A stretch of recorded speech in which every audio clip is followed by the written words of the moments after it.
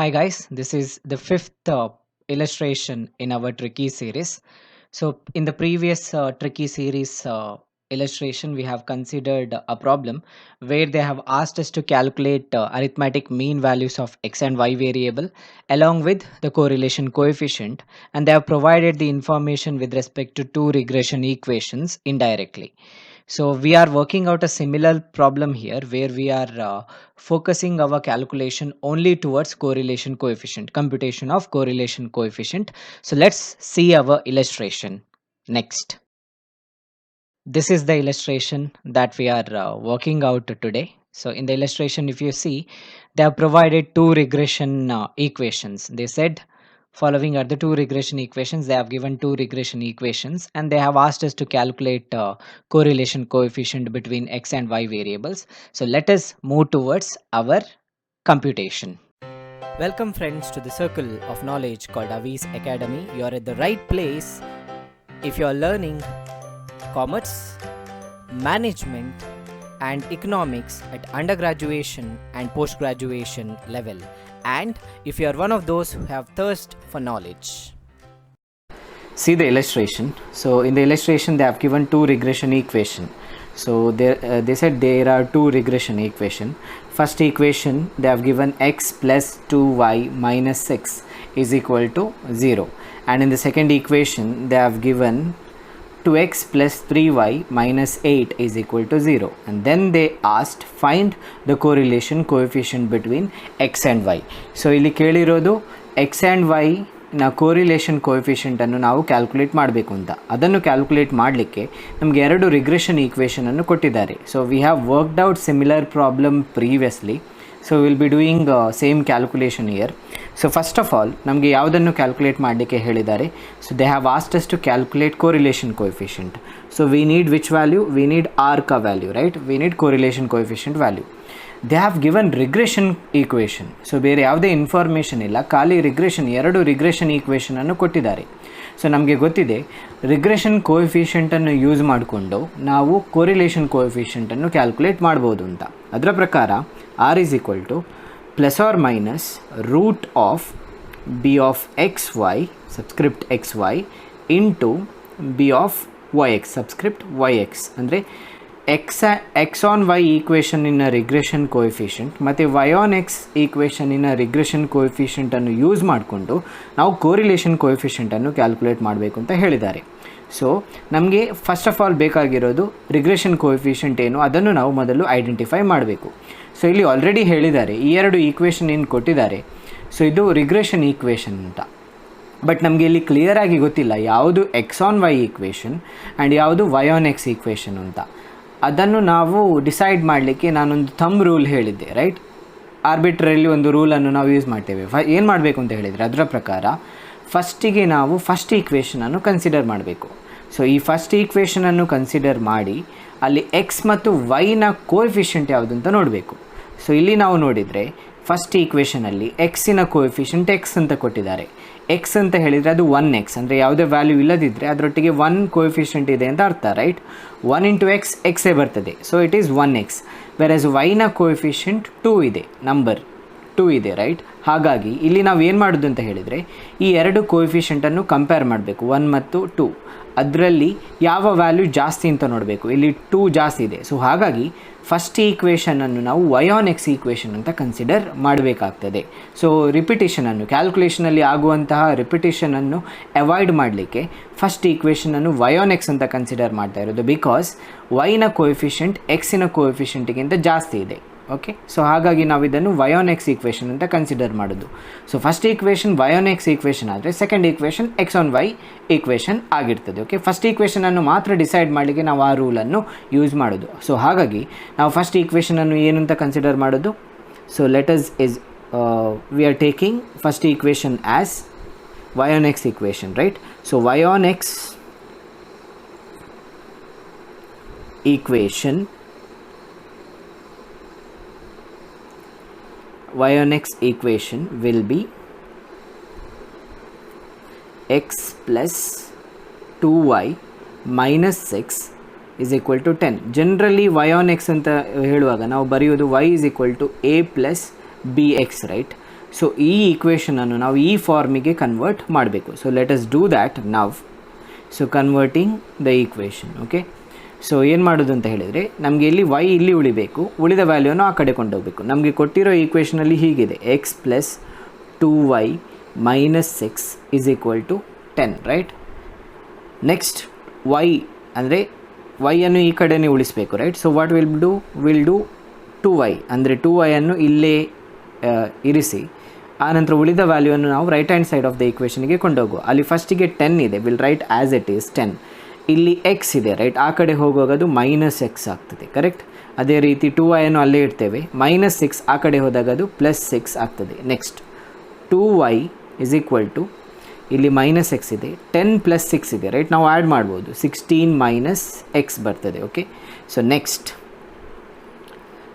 ಇಲ್ಲಿ 2y ಇದೆ, 2 ಅನ್ನು ಆ ಕಡೆ ಕೊಂಡು ಹೋಗುವ, ಇಲ್ಲಿ 2 ಇಂಟು y ಇದೆ, ಸೊ ಆ ಕಡೆ ಹೋಗುವಾಗ 2 ಡಿವೈಡೆಡ್ ಆಗ್ತದೆ, ಡಿನಾಮಿನೇಟರ್ ಆಗ್ತದೆ. So y is equal to 16 minus x divided by 2 ಆಗ್ತದೆ. Okay, so in that case y is equal to 16 by 2 ಎಷ್ಟು 8, ಅಂದರೆ 16 ಬೈ 2, ಆ್ಯಂಡ್ ನೆಕ್ಸ್ಟ್ ಕೇಸಲ್ಲಿ ಎಕ್ಸ್ ಬೈ 2, ಅಂದರೆ ಈ ಡಿನಾಮಿನೇಟರ್ ಎರಡಕ್ಕೂ ಕೂಡ ಅಪ್ಲೈ ಆಗ್ತದೆ. Next therefore you can write y is equal to 16 by 2 ಎಷ್ಟು 8 minus x by 2. X by 2 ಅನ್ನು ನಾವು, ಅಂದರೆ ಎಕ್ಸಿನ ಕೋಎಫಿಷಿಯಂಟ್ ಎಷ್ಟು, ಖಾಲಿ ನಂಬರನ್ನು ಸಪ್ರೇಟ್ ಮಾಡಲಿಕ್ಕೆ, ಎಕ್ಸಿನ ಕೋಎಫಿಷಿಯಂಟ್ ಏನು ವ್ಯಾಲ್ಯೂ ಇಲ್ಲ, ಅದರ ಅರ್ಥ 1 ಇದೆ ಅಂತ, ಡಿವೈಡೆಡ್ ಬೈ ಏನಿದೆ 2 ಇದೆ, ಅಂದರೆ 1/2 ಎಕ್ಸ್ ಹೀಗೆ ಬರ್ತದೆ, ಕರೆಕ್ಟ್. ಸೊ ಹೀಗೆ ನೋಡಿದರೆ ನಮಗೆ ಈಗ ಇದು y ಆನ್ ಎಕ್ಸ್ ಈಕ್ವೇಷನ್ ಥರ ಇದು ಕಾಣ್ತಾ ಇದೆ, ಕರೆಕ್ಟ್. ಇದು y ಆನ್ ಎಕ್ಸ್ ಈಕ್ವೇಷನ್ ಥರ ಕಾಣ್ತಾ ಇದೆ. ಇಲ್ಲಿ ನೋಡಿದರೆ yಗೆ y ಇದೆ, a ವ್ಯಾಲ್ಯೂ ಕಾನ್ಸ್ಟೆಂಟ್ ಆಗಿರ್ತದೆ, ಅಂದರೆ ನಂಬರ್ ಆಗಿರ್ತದೆ, ಸೊ ಅದೇ ವ್ಯಾಲ್ಯೂ ನಮಗೆ ಇಲ್ಲಿ ಬಂದಿದೆ. ಆ್ಯಂಡ್ b ಇಲ್ಲಿ ಮೈನಸ್ ಬಿ ಎಕ್ಸ್, ಇಲ್ಲಿ ಸಮ್ ವ್ಯಾಲ್ಯೂ ಇದೆ, b ಯ ಬದಲು ಸಮ್ ವ್ಯಾಲ್ಯೂ ಇದೆ, ಆ್ಯಂಡ್ ಎಕ್ಸ್ ಇದೆ. ಅಂದರೆ ಇದರ ಪ್ರಕಾರ b ಆಫ್ ವೈ ಎಕ್ಸ್ ಏನಿದೆ, ವಿಚ್ ಇಸ್ ದಿಸ್ ವ್ಯಾಲ್ಯೂ, ಏನದು minus 1/2. Therefore b of y on x equation ಆಗಿರೋದ್ರಿಂದ it will be b of y x ಎಷ್ಟು ಮೈನಸ್ 1/2. ಇದು ನಮ್ಮ ಫಸ್ಟ್ ರಿಗ್ರೆಷನ್ ಕೋಎಫಿಷಿಯಂಟ್ ಇಲ್ಲಿ ಕ್ಯಾಲ್ಕುಲೇಷನ್ಗೆ ಬೇಕಾಗಿರೋದು. ನೆಕ್ಸ್ಟ್ ನಾವು ಸೆಕೆಂಡ್ ಈಕ್ವೇಷನನ್ನು ಏನು ಅಂತ ಕನ್ಸಿಡರ್ ಮಾಡ್ತೇವೆ. We are considering second equation as, let us assume second equation as, here you can write that way. Let us assume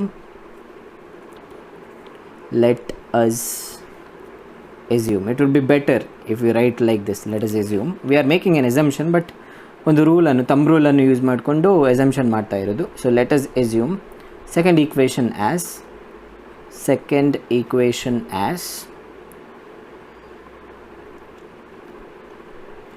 x on y equation. Okay, second ಈಕ್ವೇಷನನ್ನು ನಾವೀಗ x on y ಅಂತ consider ಮಾಡ್ತಾ ಇರೋದು. ಓಕೆ, so let's do the calculation. What's our second equation? Second equation ಇಲ್ಲಿ ಕೊಟ್ಟಿದ್ದಾರೆ 2x plus ಏನಿದೆ 3y minus 8 is equal to 10. So next what will be doing, ನಮಗೆ x on y ಈಕ್ವೇಷನ್ ಬೇಕು, right. ಅಂದರೆ x ಲೆಫ್ಟ್ ಹ್ಯಾಂಡ್ ಸೈಡಲ್ಲಿ ಉಳಿತದೆ, so 2x ಅನ್ನು ಅಲ್ಲೇ ಇಳಿಸುವ, ಉಳಿದ ವ್ಯಾಲ್ಯೂನ ಆ ಕಡೆ ಕೊಂಡೋಗುವ. On the right hand side previous ಪ್ರಾಬ್ಲಮಲ್ಲಿ ನಮಗೆ 0 ಇತ್ತು, ಸೊ ಹಾಗಾಗಿ ನಾವು ಅದನ್ನು ಕನ್ಸಿಡರ್ ಮಾಡ್ತಾ ಇರಲಿಲ್ಲ. ಇಲ್ಲಿ ನಮಗೆ ನಂಬರ್ ಇದೆ, so we have to consider 10. ಇಲ್ಲಿ ಪ್ಲಸ್ 3y ಇದೆ, ಆ ಕಡೆ ಹೋಗೋವಾಗ ಏನಾಗ್ತದೆ, it will become minus 3y. ಇಲ್ಲಿ ಮೈನಸ್ 8 ಇದೆ, ಆ ಕಡೆ ಹೋಗುವಾಗ ಅದು ಪ್ಲಸ್ 8 ಆಗ್ತದೆ. ಸೊ ಕಂಟಿನ್ಯೂ ಮಾಡುವ ನಮ್ಮ ಕ್ಯಾಲ್ಕುಲೇಷನನ್ನು.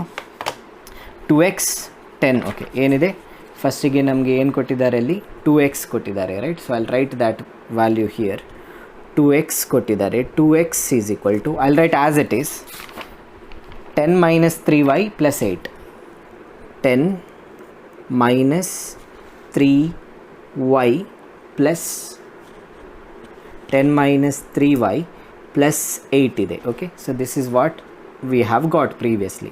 ನೆಕ್ಸ್ಟ್ ಏನು ಮಾಡುವ, ಇಲ್ಲಿ ಎರಡು ನಂಬರ್ ಇರೋದ್ರಿಂದ ಇದನ್ನು ನಾವು ಆ್ಯಡ್ ಮಾಡ್ಬೋದು. ಸೊ ನಾನು ಬರಿತೇನೆ 2x 10 plus 8 is 18 minus 3y. Okay, next ನಮಗೆ ಎಕ್ಸ್ ಇಲ್ಲಿ ಉಳಿಬೇಕು, ಸೊ ಎಕ್ಸನ್ನು ಇಲ್ಲಿಟ್ಟು 2 ಅನ್ನು ಆ ಕಡೆ ಕೊಂಡು ಹೋಗುವ. So it will become 18 minus 3y divided by 2. ಅಂದರೆ ಇದು ಎರಡನ್ನು ಕೂಡ 2 ಇಂದ ಡಿವೈಡ್ ಮಾಡಬೇಕು ಅಂತ ಅರ್ಥ, which means x is equal to 18/2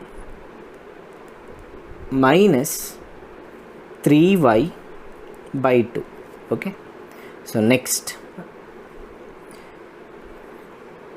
therefore you can write x is equal to 18/2 is to 9 minus 3/2 ಇದೆ. 3/2 ಅನ್ನು ಸಪ್ರೇಟ್ ಬರೆದು ವೈ ಅಂತ ಬರೆಯುವ, ಅಂದರೆ ಖಾಲಿ ವೈ ಅನ್ನು ಆಲ್ಫಾಬೆಟನ್ನು ಸಪ್ರೇಟಾಗಿ ಇರಿಸ್ಕೊಳ್ಳಿಕ್ಕೆ.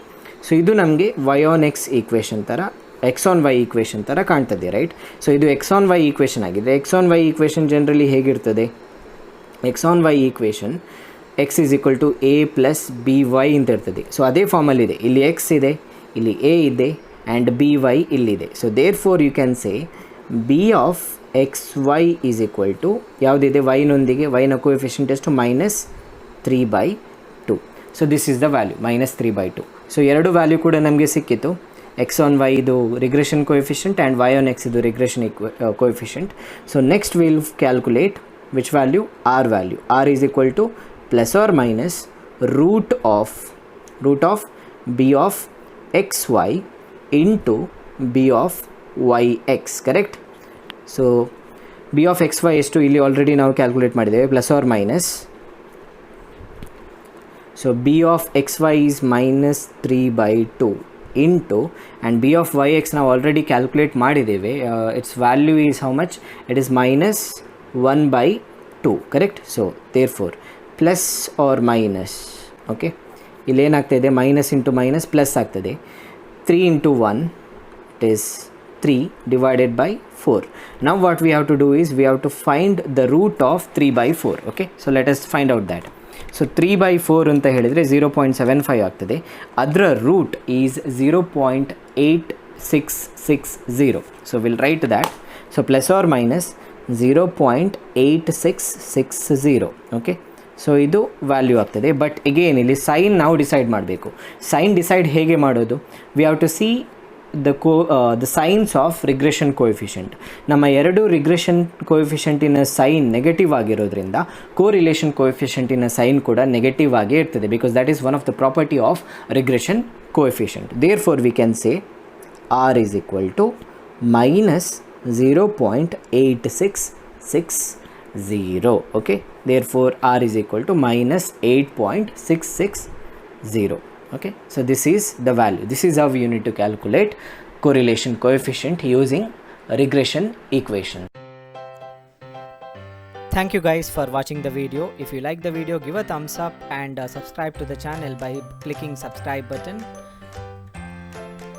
If you want to share the video, you can share the video, because you can learn to share and share to learn. If you want to get continuous notification, click the bell icon there. And if you have any comments, doubts, clarification, please write here. Thank you once again. Thank you all.